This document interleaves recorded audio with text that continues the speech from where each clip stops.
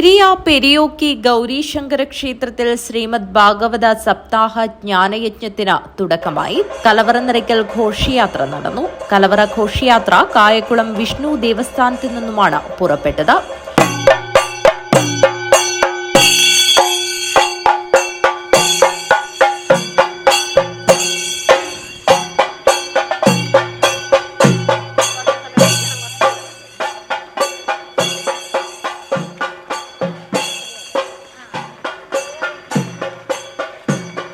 യജ്ഞാചാര്യൻ ബ്രഹ്മശ്രീ പെരികമന ശ്രീധരൻ നമ്പൂതിരിക്ക് ആചാര്യ വരവേൽപ്പ് നൽകി.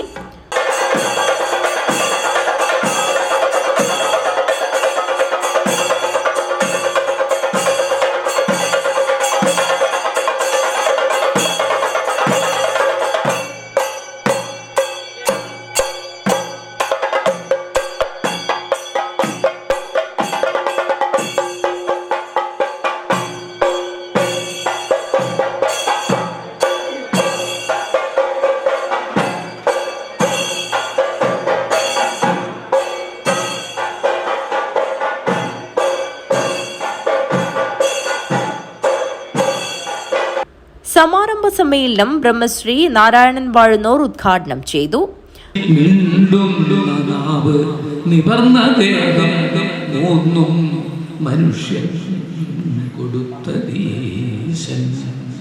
മനുഷ്യന് മാത്രമുള്ള സൗഭാഗ്യമാണത്. മിണ്ടുന്ന നാവ്, നിവർന്ന ദേഹം, വിശേഷ ബുദ്ധി, ഇത് മൂന്നും മനുഷ്യന് കൊടുത്തത് നന്മയിലേക്ക് ഉയരാൻ വേണ്ടിയിട്ടാണെന്ന് തിരിച്ചറിയുക.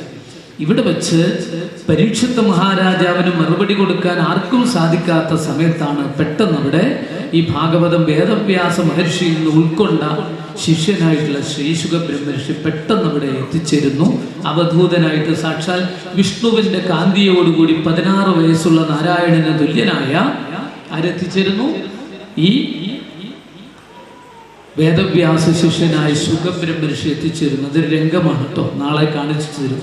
10:30 കൂടിയിട്ട് നമുക്ക് ആ ഒരു രംഗത്തിലേക്ക് എത്തും. ശുഖ ആഗമനം. ആഘോഷ committee chairman C Rajan Periya അധ്യക്ഷത വഹിച്ചു.